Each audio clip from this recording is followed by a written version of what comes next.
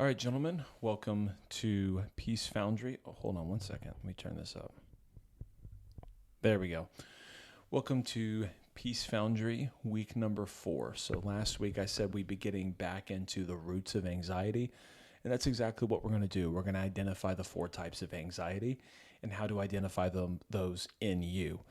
Okay, so before I get into that, I have to say this. It's I'm not going to say it's impossible or even that it's very difficult, but it's more challenging to work through identifying the roots of the anxiety you wrestle with whenever you're doing it solo. So sometimes you need a lot of reflection. And so what I mean by that is not just your own reflection, which is probably the most important part, but it's reflection of another person. Like they're a mirror reflecting back to you what they see.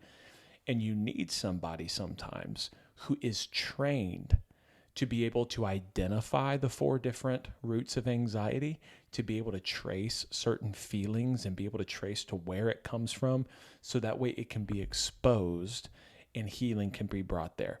That person is called a therapist. Now, before you go, oh my gosh, he's just telling me to go to therapy. That's not true. But what I can tell you is I've had a ton of counselors and therapists. And yeah, I mean, they were all helpful to a degree. But for the most part, I found therapy overrated. But that was until I got to the last person, my last counselor. And that is Dr. Joshua Williams. Some of y'all may know him. Also known as D Will or D Money, absolute legend. I've never met anybody like him. He is spiritually gifted. I would go to almost that degree because he's so good at being able to identify these things. And it's because of him, the Lord used him to bring me a ton of freedom. And so now I live in that freedom like all the time. And it's wild. And so it's his tools, his knowledge, his wisdom, and the things that he taught me that allow for me to reflect back to you. So he is a first ballot Hall of Fame dude, and he's unlike any other therapist you've ever met. He actually gets the job done when so many just sit there and talk with you. So a lot of the stuff I get from him to help equip you guys. I went through 100 sessions of therapy with him. Now, part of that is just because I think about everything. I'm an OCD dude. And so, I used to really wrestle with OCD. And so I just thought about every single thing. So I needed to do a lot of talking. Now, I get to save you 100 sessions of therapy by conveying to you some of the things that he taught me. But with all that being said, if you find that some of these things are perpetually nagging at you, go have a conversation with Dr. Williams. Kenzie had 3 and was cured of everything. It's ridiculous. So I just wanted to throw that out there. However, for the rest of us, as we continue to work through these things, it's going to require some reflection on your part for you to do some reflecting and to be honest with yourself about the roots of these things. So with all that being said, the roots of anxiety, there's 4 of them. So the first one is straight up overthinking, mental catastrophizing. So I've got my notes over here on the left. So if you see me looking over here, that's what I'm doing.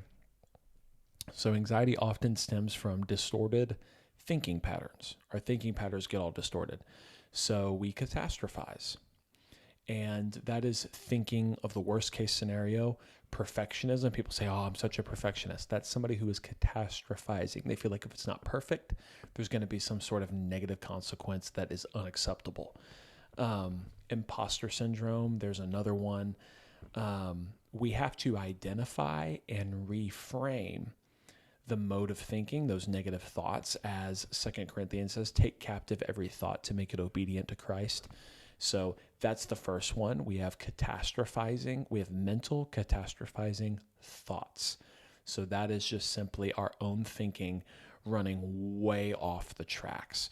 Okay. The second one is probably, it's not even probably, it is the biggest one. Unresolved trauma.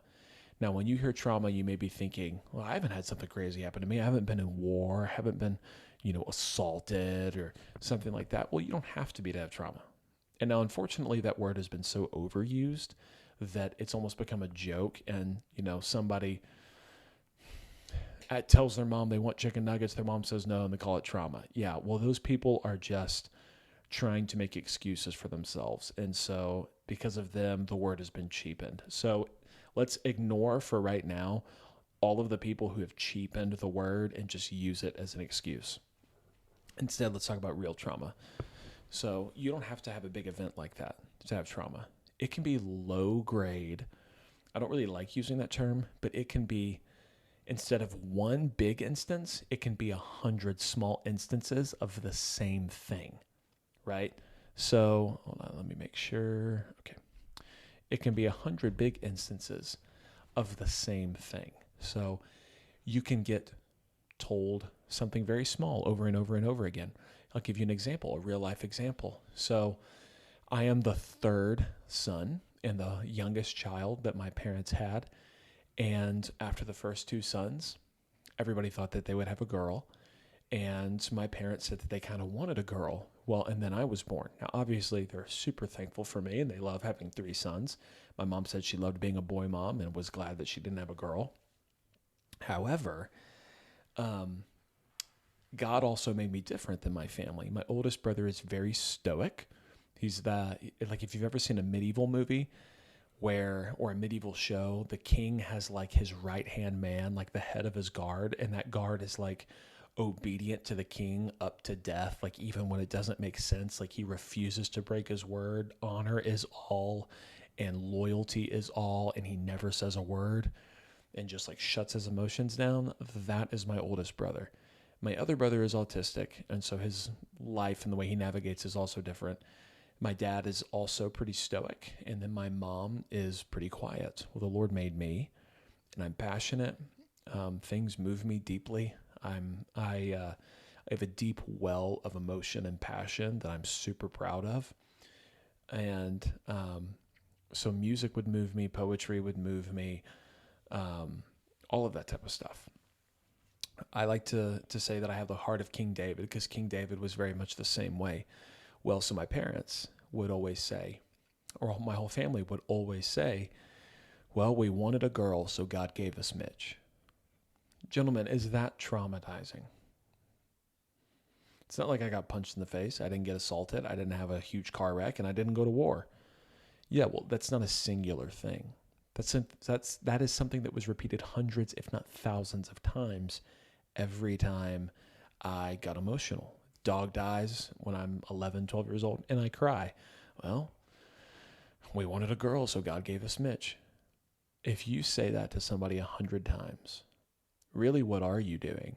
You are demeaning their passion. You're demeaning their emotion. Guys, you are condemning who that person is. Now, you're kind of gay. You're not like you're not like my version of a man that God made me to be. And so what did I do? I embarked on a journey. I didn't even know I was doing this, but I set out to basically always in every circumstance prove that I was man enough. And so anytime I get emotional about anything, guys, this was a huge thing in the beginning of my marriage. Anytime I would get emotional about anything, what I would end up doing is I would kind of shut down and get real anxious and stuff like that, because I didn't want to act like a girl. It was those same things that my family had always said over and over and over again, now coming to life. By the way, if you hear my baby in the background, that's just her. She's being a little bit of a spoiled brat today. So God bless my wife for dealing with that. So just ignore that. That is long-term, low-grade trauma. You very well may have something like this, because our families aren't perfect, and that's okay. But it's not about blame. It's about understanding where it came from. And until you're willing to face it, you won't conquer it.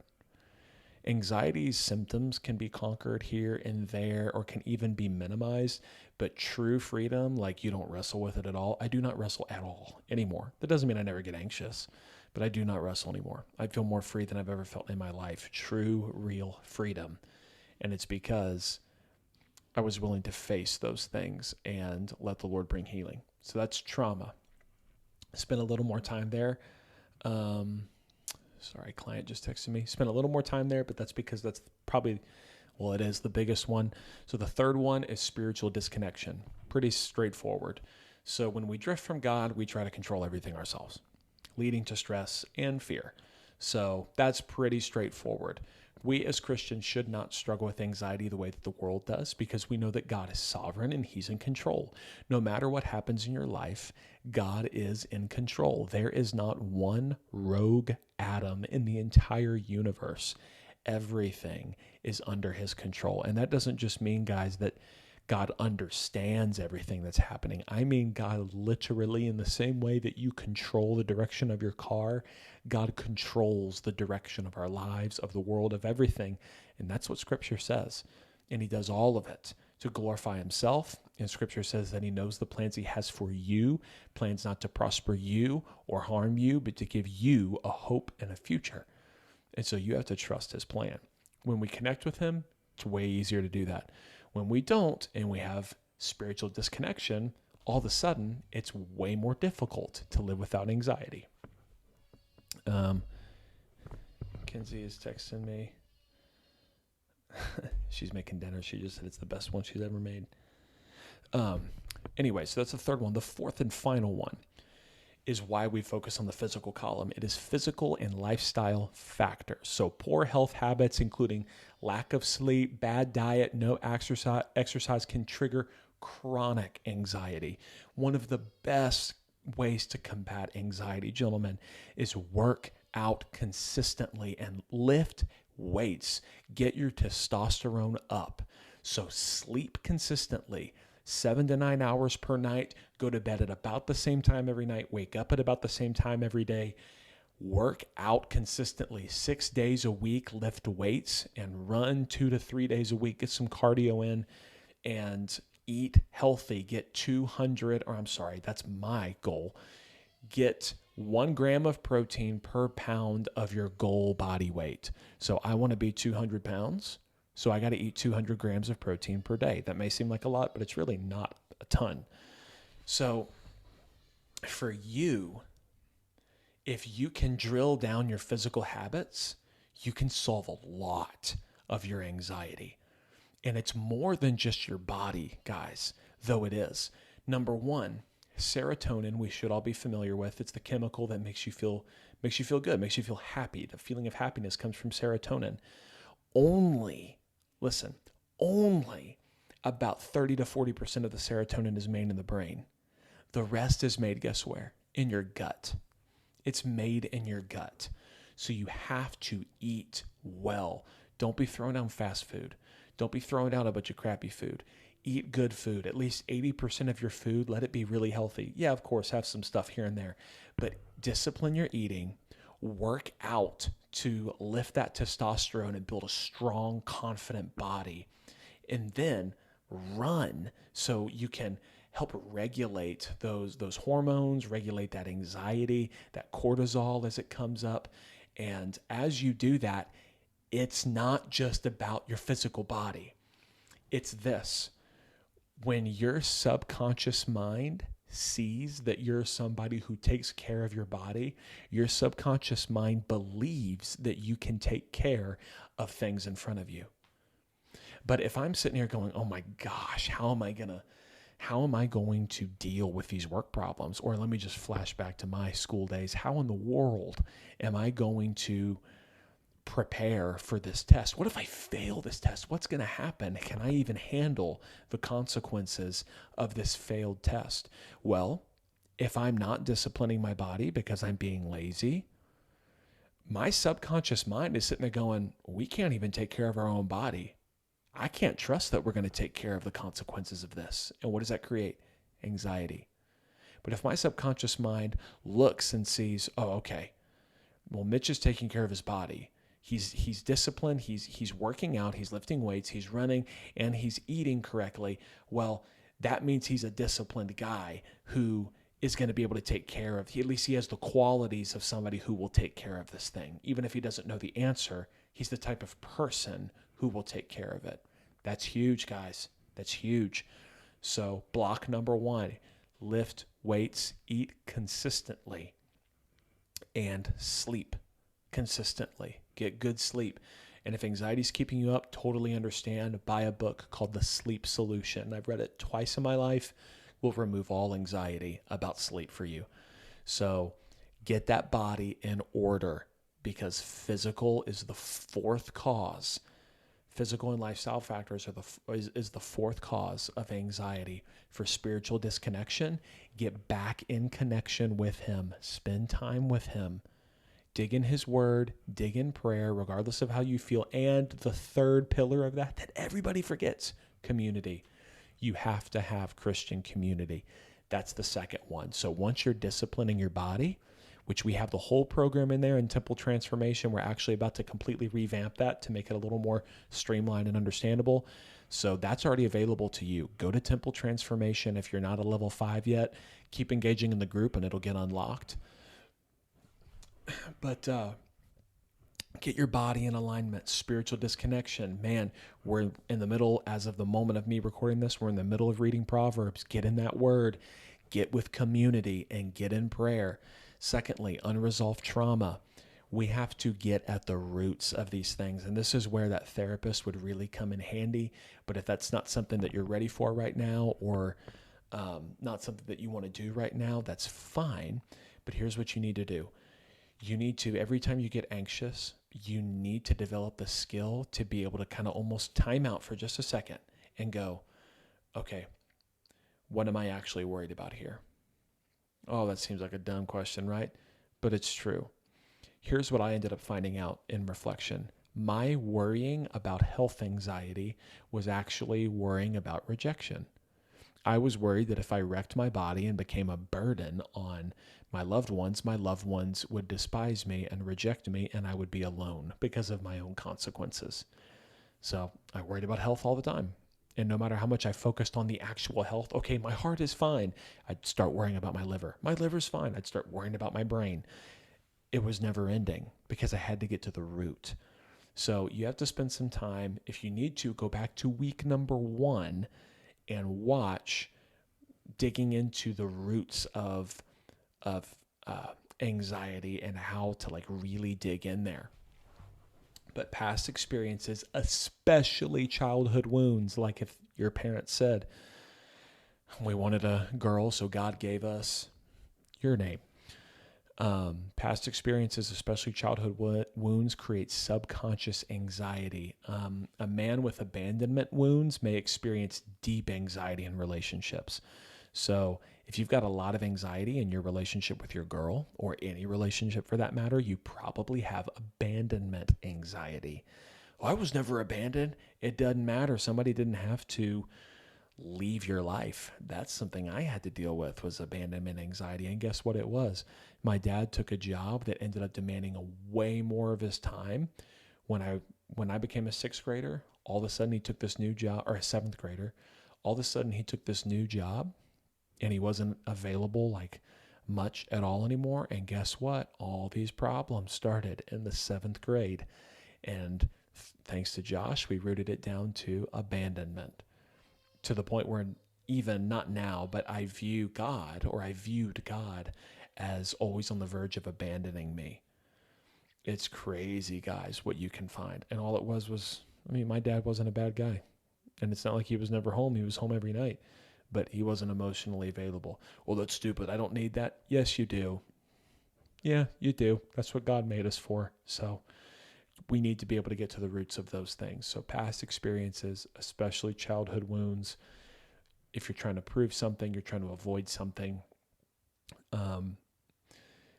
our anxieties can reveal things about that. Okay. And then that first one, which is mental catastrophized thinking. This connects a lot this can connect very closely to unresolved trauma. It can also connect very closely to the spiritual. So with the spiritual, if you're disconnected from God, you're absolutely going to catastrophize. You're going to catastrophize all the way down to the end. But if you're connected with God, it's much easier to address this one. So if you're catastrophizing, take whatever it is that you're worried about and play it all the way out to the end. Play it all the way out to the end. Okay, and then what? And then what? And then what? So, oh man, I can't fail this test. I can't fail this test. I can't fail this test. Okay, let's say I fail it, then what? Oh, then I'm going to have to take another semester and my parents are going to be pissed at me. Okay, then what? Oh, I'm going to have to have a lot of hard conversations with them. Okay, and then what? Well, I guess I'll take another semester and I'll try to take the test again. Oh, what if I fail it again? Okay, well, then maybe this isn't the major for me. That makes me a quitter. No, you're just somebody who shifted gears. And you're just changing your major, you're changing your course or whatever it is that you need to do. If you see how where having the Lord would help so much. God, what if I fail this? My parents are going to be pissed at me. Well, you can pray about the conversation with your parents. And if you do fail the test, God already knew you were going to fail the test, and his plan for you isn't blown up just because you and me aren't perfect. It really is that simple. So the big one, though, is unresolved trauma. And so those are the 4 causes, the 4 roots of anxiety. Next week, I really want to dig into unresolved trauma specifically. So I'll come back with next week with some extra tools on digging into those.